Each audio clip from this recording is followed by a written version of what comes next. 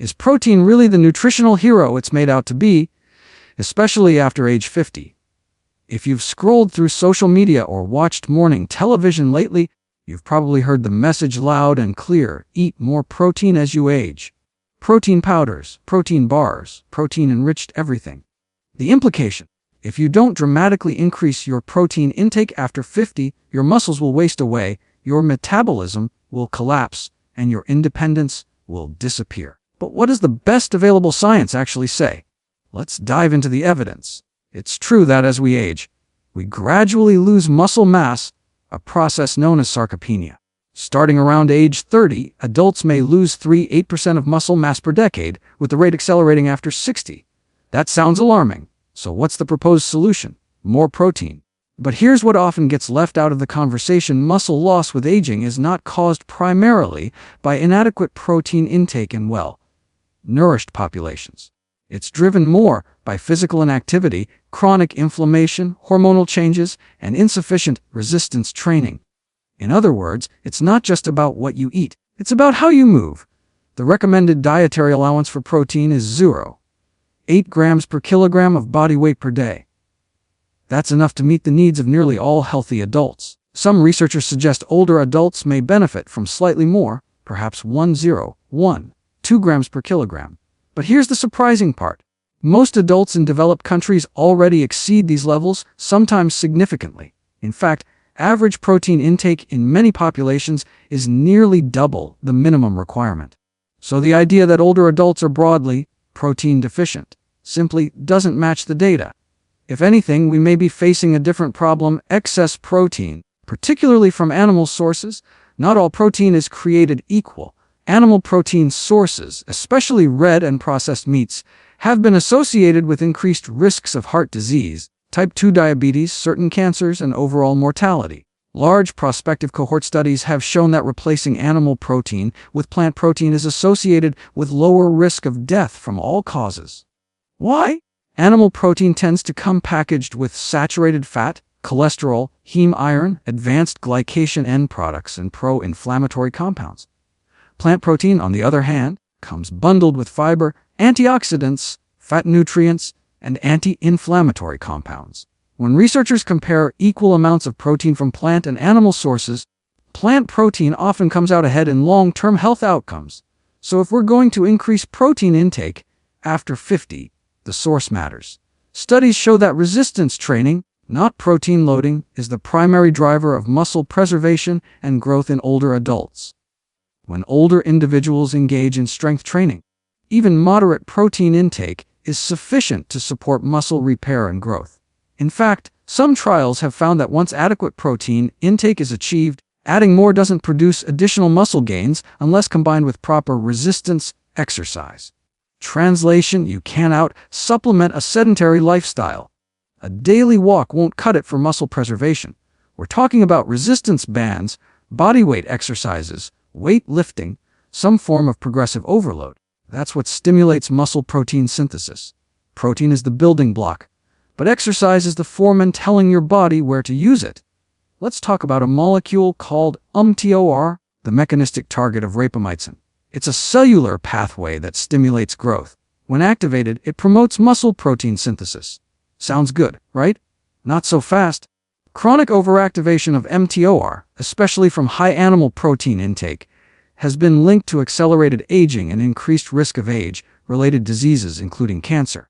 Short-term mTOR activation after exercise is beneficial, but constant stimulation from high protein intake throughout the day, that may be a different story.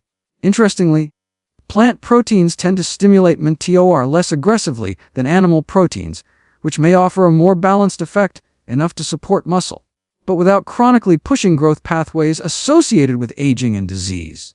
It's about balance, not excess. Some experts argue that older adults need higher doses of protein at each meal to overcome anabolic resistance, the reduced efficiency of muscle protein synthesis with age.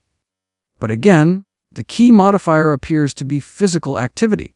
Older adults who engage in regular resistance training demonstrate improved anabolic sensitivity. Instead of obsessing over hitting 30 grams of protein per meal, focusing on consistent resistance exercise, adequate total caloric intake, a variety of plant, plant-based protein sources. Even distribution across meals may be more practical and sustainable. Beans, lentils, tofu, tempeh, chickpeas, nuts, seeds, and whole grains can easily meet protein needs without excess. High protein intake in midlife, especially from animal sources, has been associated in some research with increased cancer risk and overall mortality.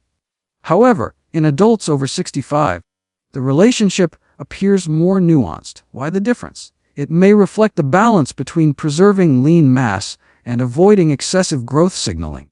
In frail or undernourished older adults, slightly higher protein intake may be protective. But in generally healthy, overweight, sedentary individuals, which describes a large segment of the population, piling on protein may not confer additional benefit. One size does not fit all.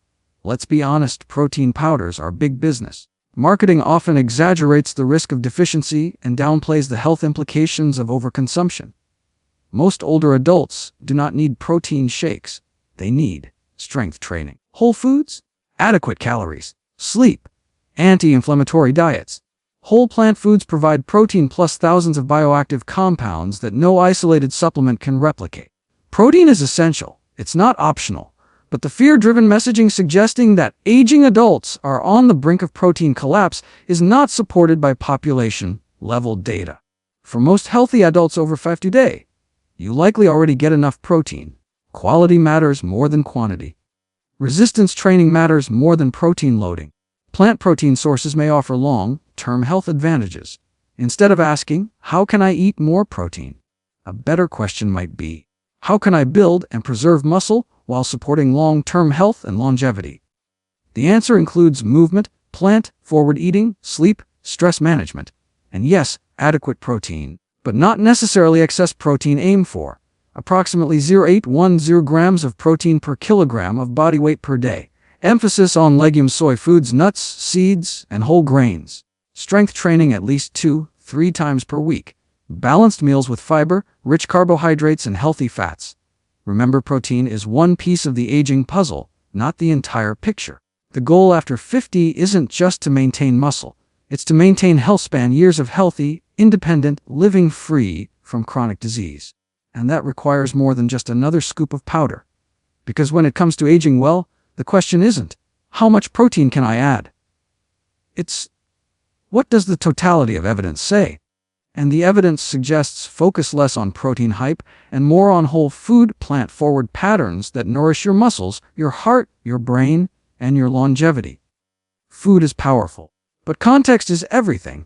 The narrative that adults over 50 are walking around in a state of protein deficiency simply doesn't match the data. In most developed countries, average protein intake already exceeds the recommended dietary allowance of 0.8 grams per kilogram of body weight per day, often by a significant margin. Many adults consume 1.0 to 1.3 grams per kilogram daily without even trying. True clinical protein deficiency, the kind that leads to muscle wasting due to inadequate intake, is rare outside of situations involving severe illness, extreme calorie restriction, or food insecurity. For the vast majority of generally healthy adults, protein intake is not the weak link. So why does muscle loss still occur with aging? Because muscle maintenance is driven by use, not just intake. Muscle is metabolically expensive tissue. If it's not challenged through resistance or weight-bearing activity, the body gradually reduces it, regardless of how much protein is consumed. You can meet or exceed protein targets and still lose muscle if you're sedentary. On the other hand, older adults who engage in regular strength training often maintain or even build muscle on moderate protein intakes. The real issue in many diets isn't insufficient protein. It's poor overall dietary quality. Diets heavy in processed foods may provide plenty of protein, but lack fiber, antioxidants, phytonutrients, and anti-inflammatory compounds found in whole plant foods. Add physical inactivity to the equation, and you have the true drivers of declining health after 50. Instead of obsessing over increasing protein grams, a more evidence-based approach would prioritize movement, strength training, and improving overall diet quality. Because protein adequacy is usually already covered. Sarcopenia, the gradual loss of muscle mass and strength with age, is often blamed on not eating enough protein. But the physiology tells a different story. Muscle tissue is maintained according to demand, If it's regularly challenged, the body keeps it. If it's not used, the body lets it go. Resistance training provides the mechanical tension that signals muscle fibers to repair, adapt, and grow stronger. Without that stimulus, simply increasing protein intake does little to prevent muscle decline. Protein supplies the raw materials, the amino acids, but exercise is what activates the machinery that uses them. Muscle protein synthesis is stimulated far more robustly by resistance exercise than by protein consumption alone. Studies consistently show that older adults who participate in strength training improve muscle mass and strength even when consuming moderate protein levels. Meanwhile, sedentary individuals consuming high-protein diets often continue to lose muscle over time. In other words, you can't out-protein a sedentary lifestyle. After 50, muscle becomes slightly less responsive to both dietary protein and activity, a phenomenon sometimes called anabolic resistance. But resistance training directly counteracts this by improving the muscle's sensitivity to growth signals. Even simple routines using bodyweight exercises, resistance bands, or light weights performed 2 to 3 times per week can significantly slow or reverse age-related muscle loss. The takeaway is clear: muscle preservation is driven primarily by movement. Protein plays a supporting role, but it is not the star of the show. If maintaining strength, balance, metabolic health, and independence is the goal, the most powerful intervention isn't another scoop of protein powder, it's consistent, progressive resistance training. When we talk about protein, the conversation often focuses on quantity, but the source may matter even more than the amount. Large prospective cohort studies have consistently found that higher intake of animal protein, particularly from red and processed meats, is associated with increased risks of heart disease, type 2 diabetes, and certain cancers. These associations are not just about protein itself, but about the package it comes in. Animal protein foods often contain saturated fat, dietary cholesterol, heme iron, and compounds formed during high-temperature cooking that can promote oxidative stress and inflammation. Processed meats, in particular, are classified as carcinogenic due to strong links with colorectal cancer. In contrast, plant protein sources such as beans, lentils, tofu, tempeh, nuts, and seeds are associated with lower overall mortality and reduced risk of chronic disease. When researchers model what happens if animal protein is replaced with plant protein, even modest substitutions are linked with meaningful reductions in the risk of premature death. Plant proteins come bundled with fiber, antioxidants, phytochemicals, magnesium, potassium, and healthy fats, nutrients that support cardiovascular health, improve insulin sensitivity, and reduce systemic inflammation. Importantly, plant protein intake has been associated with better long-term health outcomes across diverse populations. Rather than stimulating excessive growth pathways or contributing to inflammatory burden, plant-based protein sources tend to promote metabolic stability. They nourish beneficial gut bacteria, support healthy cholesterol levels, and contribute to improved vascular function. This doesn't mean protein is harmful, it means context matters. Protein from whole plant foods appears to support both muscle maintenance and longevity, while high intake of certain animal protein sources may increase chronic disease risk. The type of protein we choose can influence not just strength, but long-term health trajectory. One of the lesser-known concerns about high animal protein intake involves a cellular pathway called mTOR, short for mechanistic target of rapamycin. This pathway plays a central role in regulating growth and metabolism. When activated, mTOR stimulates muscle protein synthesis and cell growth. In the short term, particularly after resistance exercise, this activation is beneficial. It helps repair tissue and build strength. The problem arises when mTOR is chronically overstimulated, which can happen with persistently high intake of certain amino acids abundant in animal protein, especially leucine.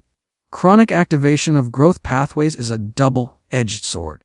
While growth is useful for building muscle, unchecked growth signaling has been linked in research to accelerated aging and increased cancer risk. Cancer, after all, is uncontrolled cell growth. Populations consuming high levels of animal protein in midlife have shown higher circulating levels of insulin, like growth factor 1, another hormone tied to mTOR activation and cancer development. Elevated IGF-1 levels have been associated with greater risks of certain cancers, including breast, prostate, and colorectal cancer. Plant proteins, in contrast, tend to stimulate mTOR and IGF-1 more moderately. This may provide enough signaling to maintain muscle when combined with resistance exercise without chronically pushing the body into a constant growth mode. Some longevity research suggests that slightly lower protein intake, particularly from animal sources, may support healthier aging by reducing excessive growth signaling. The goal after 50 isn't maximal growth at all costs. It's preserving function while minimizing chronic disease risk. Growth pathways like mTOR are essential, but balance matters. More protein, especially from animal sources, isn't automatically better. In the context of aging and long-term health, moderation may be a wiser strategy than excess.